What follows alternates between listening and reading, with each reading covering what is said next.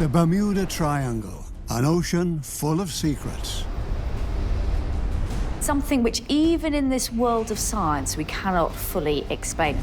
Ships disappear without trace. There's a shipwreck there, there's a shipwreck there, there's another one right there. That's just kind of strange. Airplanes mysteriously go missing.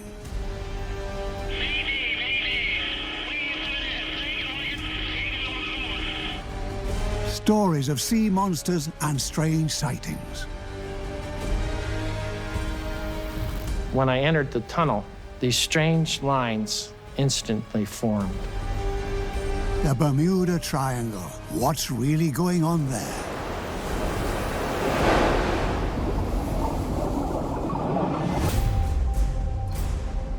The USS Cyclops is one of the unresolved cases. March the 3rd, 1918, World War I continues to rage on. It's the last time the large US Navy supply vessel is seen in the harbor of the Caribbean island of Barbados.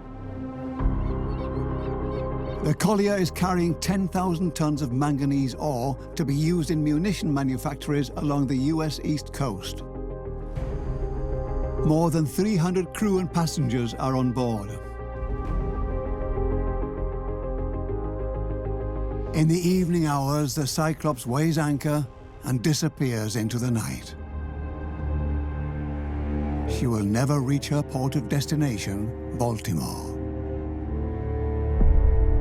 To this day, there is still no trace of what was once the US Navy's largest ship and crew. No radio messages, no distress signals, no signs of life.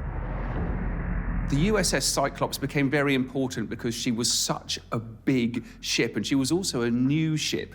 And because she was so big, the real mystery was, where did she go? In their official report, the US Navy concludes, there has been no more baffling mystery in the annals of the Navy than the disappearance of the USS Cyclops.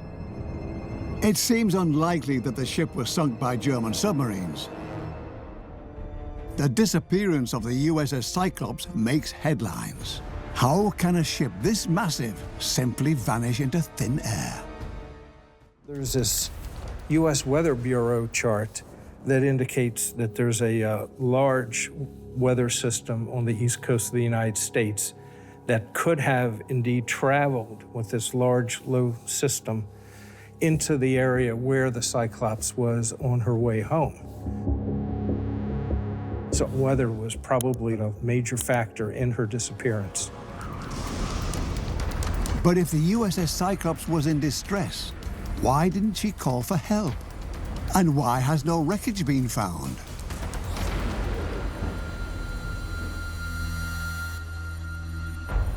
I suspect a rogue wave, the type of thing that would not have been anticipated. Without warning, no time to prepare, and I suspect likely at night. Could one single huge wave really swallow a mighty cargo vessel? For centuries, sailors spoke about waves as high as mountains coming out of nowhere, dragging ships under. For a long time, their reports were dismissed as being nothing more than a sailor's yarn. But today's scientists are sure they exist. Waves up to 30 meters high, known to seafarers as rogue or monster waves.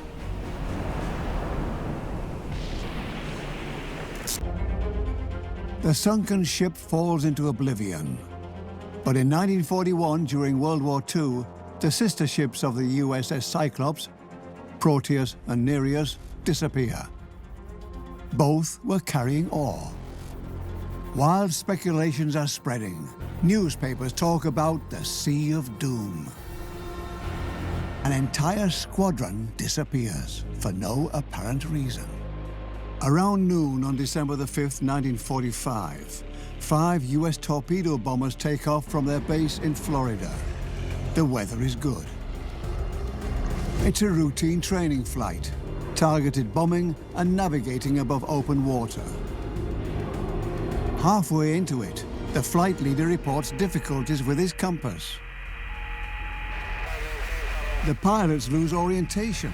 Soon after, their radio transmissions end. To this day, all 14 crew members and their bombers have yet to be found. Flight 19 became so famous because it wasn't just one plane, it wasn't just one ship, it was 5 planes. It was an entire squadron, and they were never found. Navy flying boats try to localize the missing squadron. After searching for hours, they give up. One of the machines calls in a radio message. Moments later, it also disappears without a trace.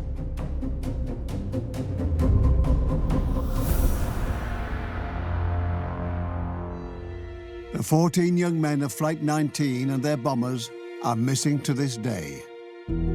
Sylvia Riley has a theory on what exactly happened. A fateful decision by flight leader Charles Taylor might have caused the men to fly further and further out to sea. The Navy investigation is very useful. So one thing we've got here is the original transcript. We have exactly what Foxtrot Tango 28 said whilst in the air to his other pilots. So he's continuously modifying the instructions for the squadron to head towards the east, when the entire time what they needed to do was go west. As they run out of fuel, the pilots are left with one option: an emergency landing on the water. At rough sea, this is a death sentence. No wreckage from Flight 19 has ever been found. But there are unanswered questions to this day. Why did the flight leader become so disoriented? And why didn't his compass work? The report from the US Navy's final investigation states, the disappearance of Flight 19 is one of the greatest mysteries of the Bermuda Triangle. A legend is born. The experience of Bruce Gernon and his dad on their flight from the Bahamas to Palm Beach on December the 4th, 1970. At 3,500 meters altitude, the aircraft is suddenly surrounded by a mysterious cloud.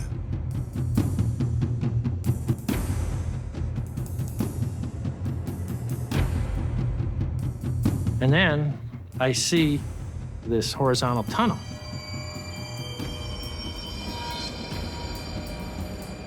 But I thought that would be the only way to escape the inside of the storm. When I entered the tunnel, these strange lines instantly formed.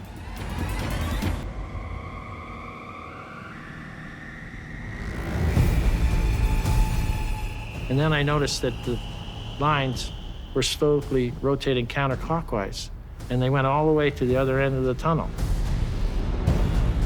All the navigational instruments were malfunctioning. Even the compass was slowly spinning all by itself.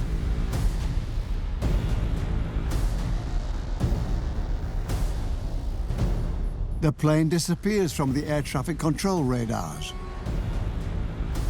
The Miami radio couldn't find our location, so my dad got on the radio and he said, "What do you mean you can't find our location?" And he started cussing at the guy, which is something that he's never done before. Trying to get out of the tunnel, Bruce Gernon pushes a 300 horsepower machine to its limits.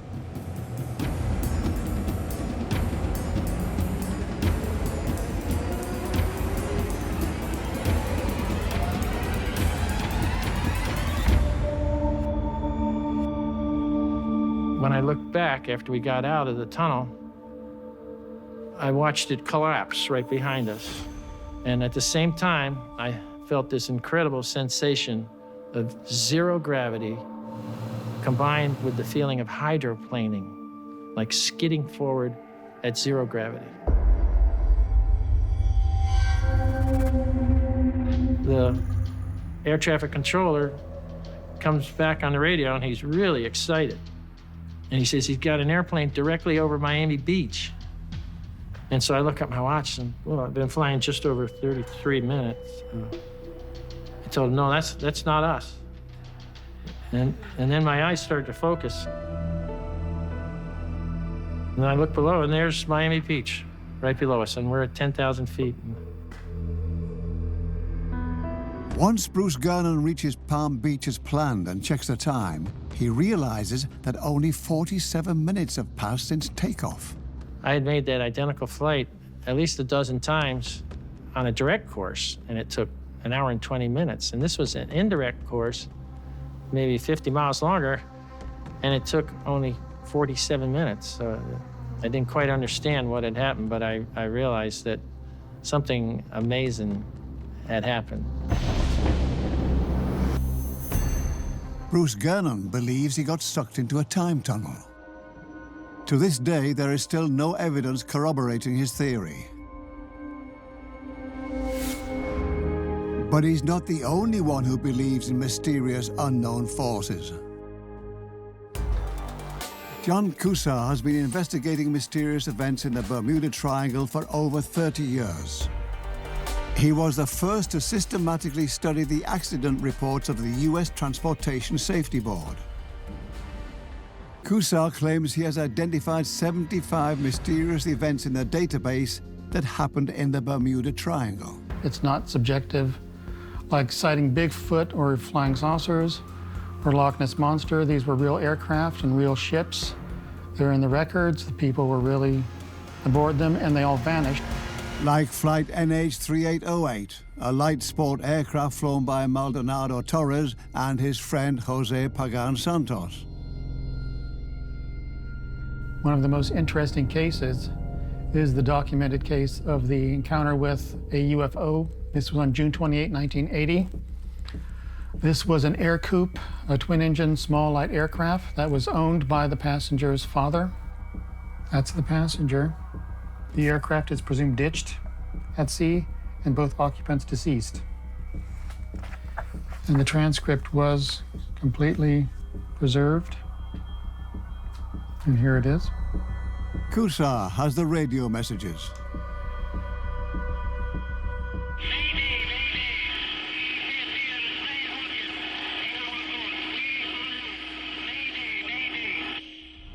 June the 28th, 1980, the two men are on their way from Santo Domingo to San Juan in a small sports aircraft when they suddenly see an unidentified flying object.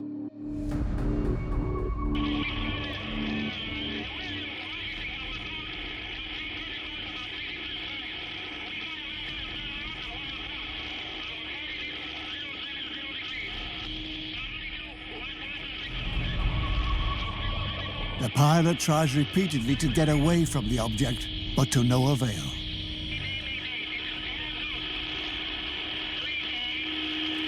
You're listening to a man die, basically, or more accurately, transpose into mystery.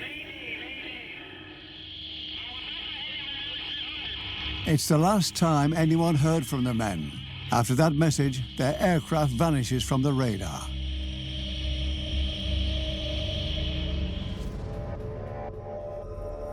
Nobody knows what the two men encountered. Whether it's a dark force or a force of nature, paranormal activity or physical forces, people won't stop trying to solve the mysteries of the Bermuda Triangle. And the myth is sure to be the subject of wild speculations and extraordinary theories in the years to come.